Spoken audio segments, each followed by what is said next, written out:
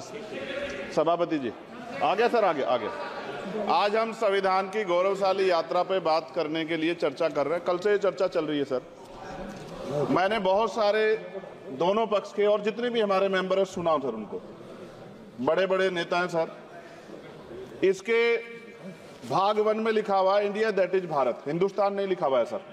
लेकिन सारे नेता संविधान पर चर्चा कर रहे हैं लेकिन हिंदुस्तान ही कहेंगे, भारत कहने की हिम्मत नहीं जुटा पा रहे। ये बड़ा सवाल है सर कि क्या संविधान के हिसाब से बात रखी जा रही है।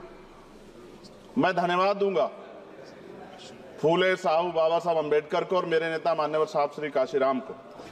25 नवंबर 1949 को संविधान को सौंपते हुए डॉक्टर बाबा साहब अम्बेडकर ने कहा था कि 26 जनवरी 1950 को हम विरोधाभास भरे जीवन में प्रवेश करने जा रहे हैं। राजनीतिक जीवन में तो हमारे पास समानता होगी, लेकिन सामाजिक और आर्थिक जीवन में असमानता होगी। क्या ये चुनौती आज 75 साल बाद दूर हुई है? भारत ने 26 जनवरी 1950 को संविधान लागू होने के साथ खुद को एक संप्रभु लोकतांत्रिक और गणतांत्रिक राज्य होने का ऐलान किया।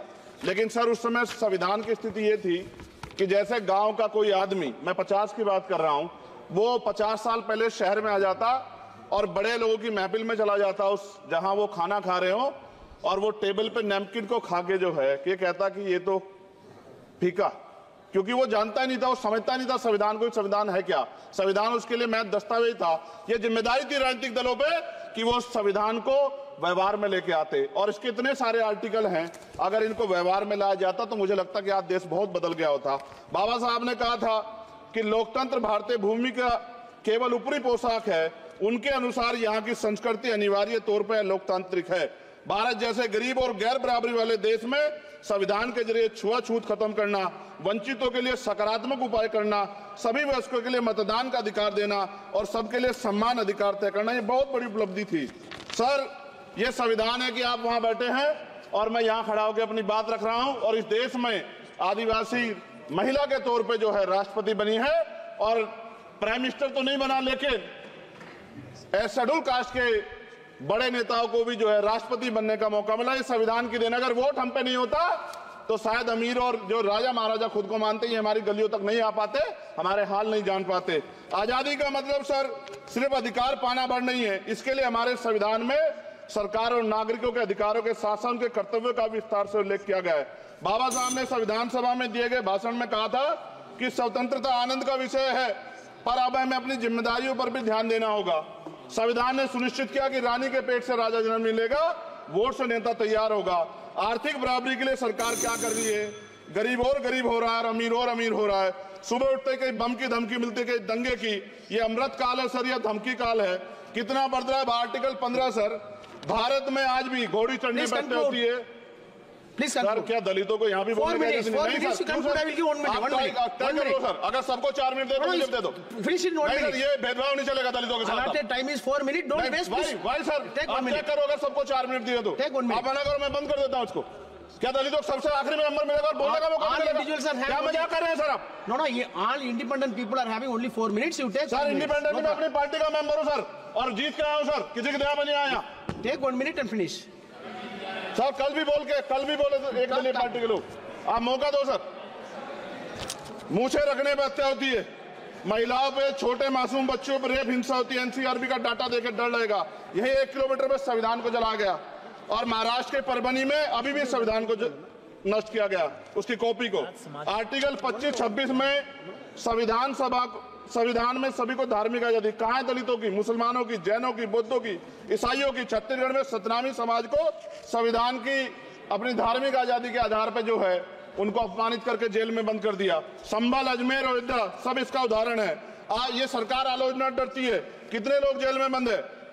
मिरान हैदर, खालिद सैफी, उमर खालिद खान, सिफा खान, गुलफ्शा फातिमा और आजम खान साहब राजनीतिक विरोध में बंद है।